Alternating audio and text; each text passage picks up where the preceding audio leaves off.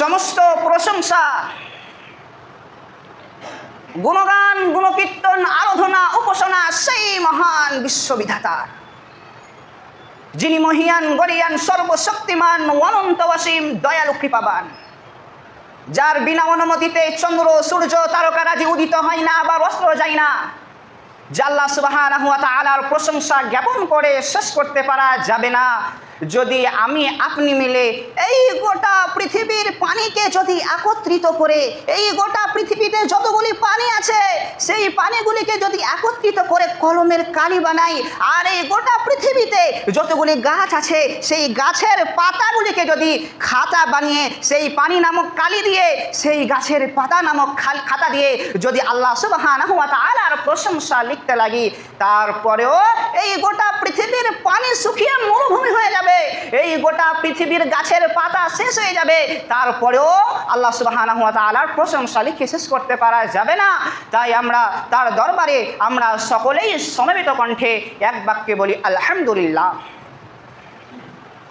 তারপরে আমার নবী, আপনার নবী, সারা বিশ্বের নবী, সারা কুল কায়নাতের নবী, যিনি মা মিনাল্লাহ মরুদুলাল আহমদ মুস্তাফা মুহাম্মদ মুস্তাফা সাল্লাল্লাহু আলাইহি ওয়াসাল্লাম, যিনি আগমন করেছিলেন মদিনার মক্কার বুকে, যিনি আগমন করেছিলেন মক্কার বুকে এই ভ্রান্ত পথিকের পথে দিশাই রূপে, যাকে আল্লাহ সুবহানাহু ওয়া তাআলা আল আমিন সাদিক সত্যবাদী বলেছে, সেই নবীর শানে আমরা সকলেই দরুদ পড়ি। বলুন আল্লাহুম্মা সাল্লি আলাইহি, আল্লাহুম্মা বারিক আলাইহি। সম্মানিত উপস্থিতি, আজকে আমার সংক্ষিপ্ত বক্তব্যের বিষয়, যে সাবজেক্ট নিয়ে আমি আপনাদের সামনে দণ্ডায়মান হয়েছি, যে বিষয়বস্তু নিয়ে আমি আপনাদের সামনে উপস্থিত হয়েছি, সেটি হচ্ছে সালাত। ইসলাম ধর্মের মধ্যে, ইসলাম ধর্মের পাঁচটি খুঁটি আছে, পাঁচটি স্তম্ভ আছে। সেই পাঁচটি স্তম্ভের মধ্যে 2 নম্বর স্তম্ভ হলো, 2 নম্বর খুঁটি হলো সালাত। এই সালাত সম্বন্ধে আল্লাহ সুবহানাহু ওয়া তাআলা পবিত্র কুরআনুল কারীমের মধ্যে একবার নয়, 2 বার নয়, বরং 82 জায়গায় বলেছেন যে ওয়া আকিমুস সালাহ ওয়া আকিমুস সালাহ ওয়া আকিমুস সালাহ, হে পৃথিবীবাসীর মানুষ, তোমরা সালাত কায়েম করো, তোমরা সালাত কায়েম করো। সম্মানিত উপস্থিতি, সালাতের গুরুত্ব এই জন্য এত বেশি যে ইসলামের মূল অংশই হচ্ছে সালাত।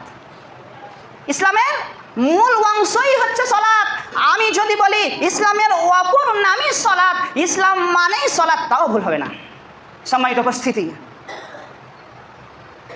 মানুষের কাছে আল্লাহ সুবহানাহু ওয়া তাআলা সালাত কেন এত কঠিন এবং কঠোরভাবে চান সেটাও বলবো। তার আগে আরও একটা বিষয় জেনে রাখেন, সালাতের বিষয়ে সূক্ষ্ম, যে সমস্ত ইবাদতের জন্য শর্ত আছে, সমস্ত ইবাদতের জন্য শর্ত আছে। যদি শর্ত বাতিল হয়ে যায় তাহলে ইবাদতও বাতিল হয়ে যাবে, যদি শর্ত বাতিল হয়ে যায় তাহলে ইবাদতও বাতিল হয়ে যাবে। সম্মানিত উপস্থিতি, যাকাত আদায় করার জন্য নিসাব পরিমাণ সম্পদের মালিক হতে হবে। যদি নিসাব পরিমাণ সম্পদের মালিক না হতে পারেন তাহলে যাকাত আদায় করার দরকার নেই, যাকাত আদায় করার দরকার নেই। শর্ত বাতিল হয়ে গেছে, ইবাদতও বাতিল হয়ে যাবে। সম্মানিত উপস্থিতি, অনুরূপভাবে সিয়াম পালন করার জন্য সুস্থ শরীরের হতে হবে, সিয়াম পালন করার জন্য সুস্থ শরীরের হতে হবে। যদি অসুস্থ শরীরের হয়, যদি চিরস্থায়ী রোগী হয়, তাহলে তাকে সিয়াম পালন করার দরকার নেই, সিয়াম পালন করার দরকার নেই। ফিরিয়ে আছে, কাফারা আছে, বদল আছে, সব ব্যবস্থা আছে। কিন্তু সালাত এমন এক ব্যতিক্রম ইবাদত, সালাত এমন এক ব্যতিক্রম ইবাদত যে যার সকল শর্ত যদি অনুপস্থিত থাকে, যার সকল শর্ত যদি বাতিল হয়ে যায়, তারপরেও সালাত বাতিল হবে না, তারপরেও সালাত বাতিল হবে না। সম্মানিত উপস্থিতি, সালাত আদায় করার জন্য পবিত্র হতে হয়, সালাত আদায় করার জন্য পবিত্র হতে হয়। কিন্তু এত প্রস্তুতি অন্য ইবাদতের ক্ষেত্রে চলে না। সালাত আদায় করার জন্য পবিত্র হতে হয়, পবিত্র হওয়ার জন্য পানি লাগে। সম্মানিত উপস্থিতি, পবিত্র হওয়ার জন্য পানি লাগে, পানি নেই, মাটি দিয়ে তায়াম্মুম করতে হবে, মাটিও নেই, তাহলে অপবিত্র অবস্থায় সালাত আদায় করতে হবে, অপবিত্র অবস্থায় সালাত আদায় করতে সম্মানিত উপস্থিতি, যে পবিত্র অপবিত্র অবস্থা হয়ে আছি, এই অজুহাতে সালাত বাতিল হবে না। কারণ এটা সালাত এমন এক ব্যতিক্রম ইবাদত, সালাত এমন এক ব্যতিক্রম ইবাদত, যদি সকল শর্ত বাতিল হয়ে যায় তারপরেও সালাত বাতিল হবে না। সালাত বাতিল হবে না, সালাত এমন এক ব্যতিক্রম ইবাদত। সম্মানিত উপস্থিতি, অপবিত্র অবস্থায় আছেন, আপনার শরীরে পেশাব লেগে আছে, এই অজুহাতে সালাত বাতিল হবে না। সম্মানিত উপস্থিতি, আপনি পবিত্র হন পানি দিয়ে, পানি যদি না থাকে মাটি দিয়ে তায়াম্মুম করেন, তায়াম্মুমের যদি মাটিও না থাকে তাহলে আপনি বিনা মাটিতে বিনা পানিতে আপনি সালাত আদায় করেন। সম্মানিত উপস্থিতি, সালাত আদায় করার জন্য দাঁড়িয়ে সালাত আদায় করতে হয়। মনোযোগ দিয়ে শোনার চেষ্টা করবেন। সালাত আদায় করার জন্য দাঁড়িয়ে সালাত আদায় করতে হয়। যদি দাঁড়িয়ে সালাত আদায় না করতে পারেন তাহলে বসে সালাত আদায় করতে হবে। যদি বসে সালাত আদায় না করতে পারেন তাহলে শুয়ে সালাত আদায় করতে হবে। যদি শুয়ে সালাত আদায় না করতে পারেন তাহলে যতক্ষণ আপনার বিবেক, যতক্ষণ আপনার ব্রেন সচল থাকবে, যতক্ষণ আপনার ব্রেন চলবে, ততক্ষণ আপনাকে ইশারায় নামাজ পড়তে হবে। সালাতের ক্ষেত্রে কোনো মাপ নেই, সালাত করতে হবে, সালাত আদায় করতে হবে। সালাতের জন্য কোনো মাপ নেই যে এই অজুহাতে, দুনিয়াতে কোনো অজুহাত চলবে না সালাতের জন্য। সম্মানিত উপস্থিতি, সালাত আদায় করতেই হবে। আপনি কল্পনা করে দেখেন যে ইরাকের আবু গরিব নামক একজন ব্যক্তি, অথবা আফগানিস্তানে গন্ত নামক কারাগারে বন্দী আছে একজন ব্যক্তি, সেই ব্যক্তির কাছে পানিও নেই, সেই ব্যক্তির কাছে তায়াম্মুম করার জন্য মাটিও নেই, পোশাক তো দূরের কথা, সেই ব্যক্তির কাছে পোশাকই নেই, উলঙ্গ অবস্থায় আছে। সে ব্যক্তি উলঙ্গ অবস্থায় আছে। ভেবে দেখেন যে তার কাছে পানি নেই, উজু করার জন্য পানি নেই, তার কাছে তায়াম্মুম করার জন্য মাটিও নেই, তার কাছে পোশাক নেই, সেই উলঙ্গ অবস্থায় আছে, আর কেবলামুখী হয়ে নামাজ পড়তে হয়, কেবলা সে চিনতে পারছে না। আল্লাহ সুবহানাহু ওয়া তাআলা বলছে তবুও তাকে সালাত আদায় করতে হবে। সালাত আদায় করতে হবে, তবুও সালাত আদায় করতে হবে।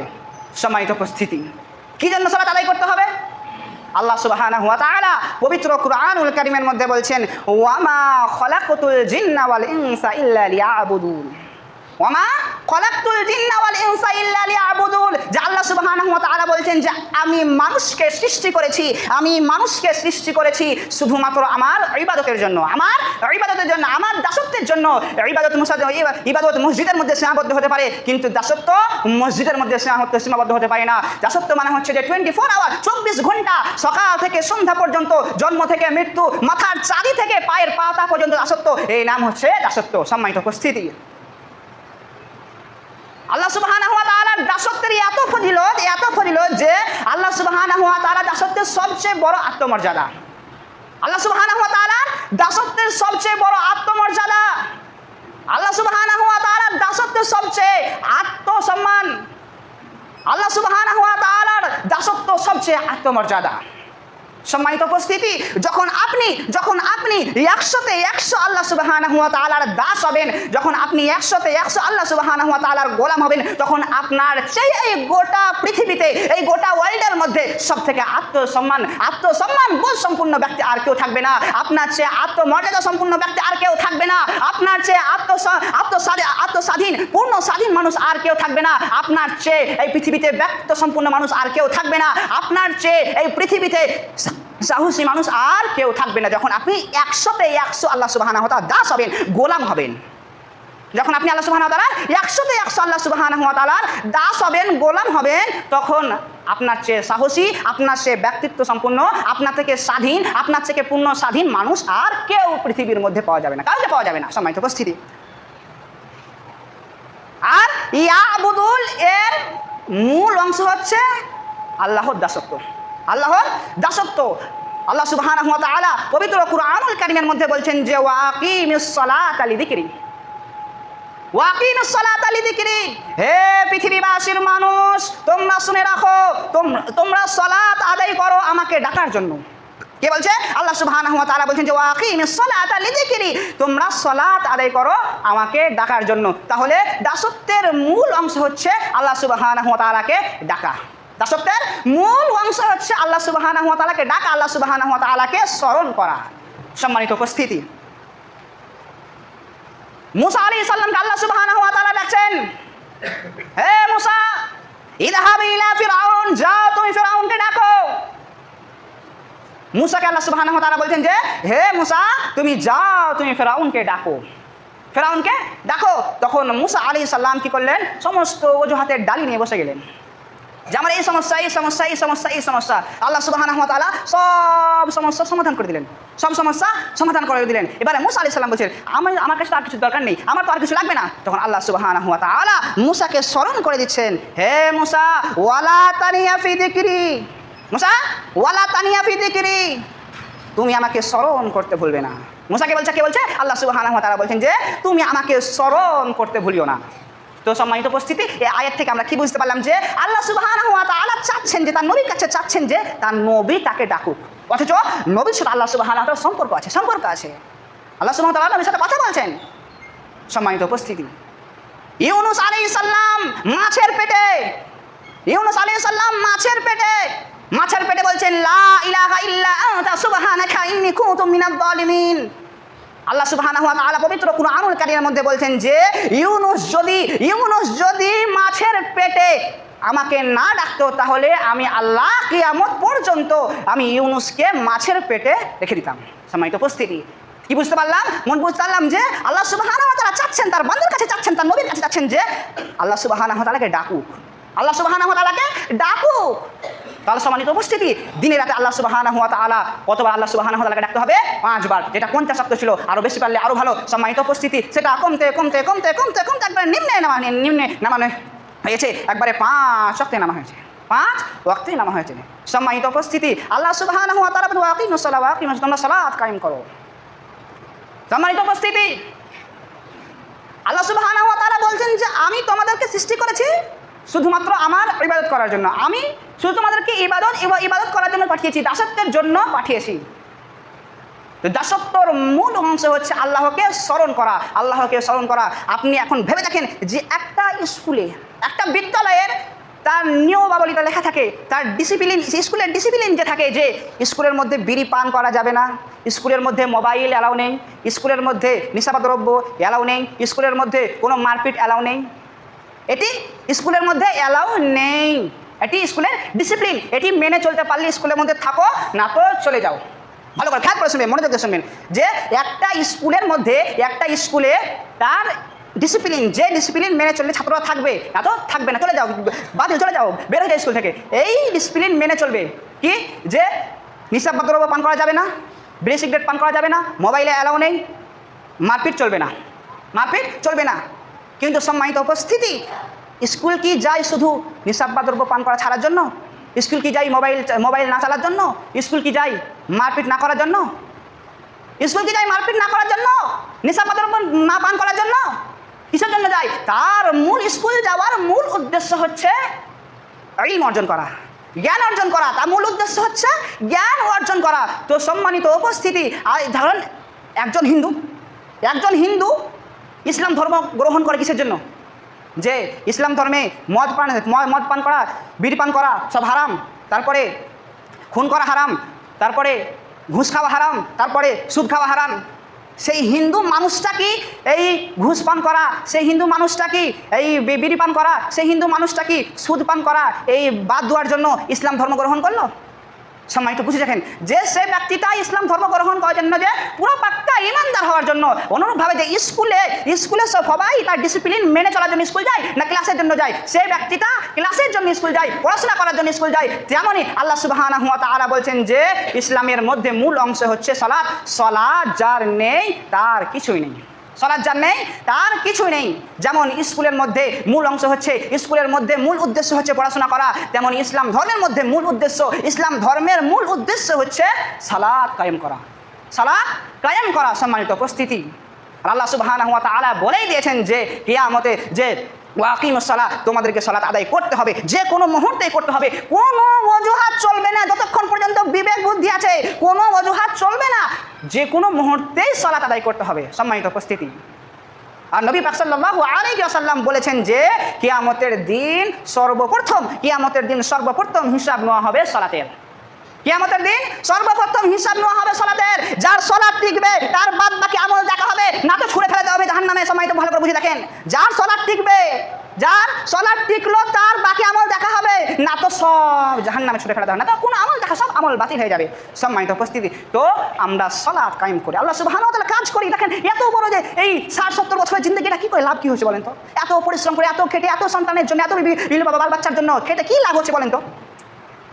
একজন বুদ্ধিমান বলেন যে সালাত না আদায় করে কি লাভ হচ্ছে? এত খেটে কি লাভ হচ্ছে? মরার পর জিন্দগি শেষ, আর জিন্দগি নেই, দুনিয়ার জিন্দগি নেই, চিরস্থায়ী জিন্দগি জান্নাত আসে। সম্মানিত উপস্থিতি, একটু ফিরে আসি আল্লাহ সুবহানাহু ওয়া তাআলার দিকে, ফিরে আসি। আল্লাহ সুবহানাহু ওয়া তাআলার যে আদেশ দেশে আদেশগুলোকে পালন করি, তাহলে একটু কাজ হবে, না তো মূর্খর মতন সব পড়ে থেকে যাবে।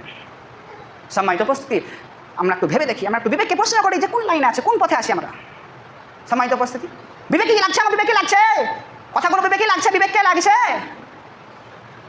দোকানে বসে আড্ডা দিচ্ছে, আমি নামাজ পড়তে আসছি, বলছি ভাই নামাজ পড়তে, আজান হয়ে গেল, নামাজ পড়তে চলেন, হ্যাঁ হ্যাঁ আসছি আসছি, এ বলি আল্লাহর কাছে পার হবে? যখন এই কিরে কিয়ামতে আল্লাহ সুবহানাহু ওয়া তাআলা সমস্ত মানুষকে দাঁড় করিয়ে দেবে, চলো আজ তোমার সালাতের হিসাব নিব, যখন সমস্ত মানুষ রুকুতে ঝুঁকতে যাবে, রুকুতে যাবে, কিন্তু যারা নামাজি তারাই নামাজ রুকুতে যেতে পারবে, আর যারা বেনামাজি তাদের পিঠটা যখন রুকুতে যাবে, তাদের পিঠটা একবারে কাঠের মতো শক্ত হয়ে যাবে, তাদের পিঠটা কাঠের মতো শক্ত হয়ে যাবে। সম্মানিত উপস্থিতি, একটু ভেবে দেখি, ভেবে দেখি, আমার তো বিবেক আছে, বুদ্ধি আছে, ভেবে দেখি একটু। সম্মানিত উপস্থিতি, আল্লাহ সুবহানাহু ওয়া তাআলা আমাদেরকে বুঝ দেখ, আমাদেরকে জ্ঞান দেখ, আমাদেরকে বুদ্ধি দেখ। সম্মানিত উপস্থিতি, আল্লাহ সুবহানাহু ওয়া তাআলা পৃথিবীর সমস্ত মানুষকে যে প্রধান হুকুম সালাত কায়েম করার তৌফিক দান করুক, বলি আমরা আল্লাহুম্মা আমিন। এখান থেকে আমার বক্তব্য শেষ করলাম। ওয়া আখিরি দাওয়ানা আনিল হামদুলিল্লাহি রাব্বিল আলামিন, আলহামদুলিল্লাহি রাব্বিল আলামিন, আসসালাতু ওয়াসসালামু আলা রাসূলিহিল কারীম, আম্মা বা'দ, ফাআউযু বিল্লাহি মিনাশ শাইতানির রাজীম, বিসমিল্লাহির রাহমানির রাহিম। কুল হুয়াল্লাহু আহাদ, আল্লাহুস সামাদ, লাম ইয়ালিদ ওয়া লাম ইউলাদ ওয়া লাম ইয়াকুল লাহু কুফুয়ান আহাদ। সুবহানা রাব্বিকা রাব্বিল ইজ্জাতি আম্মা ইয়াসিফুন, ওয়া সালামুন আলাল মুরসালিন, ওয়ালহামদুলিল্লাহি রাব্বিল আলামিন।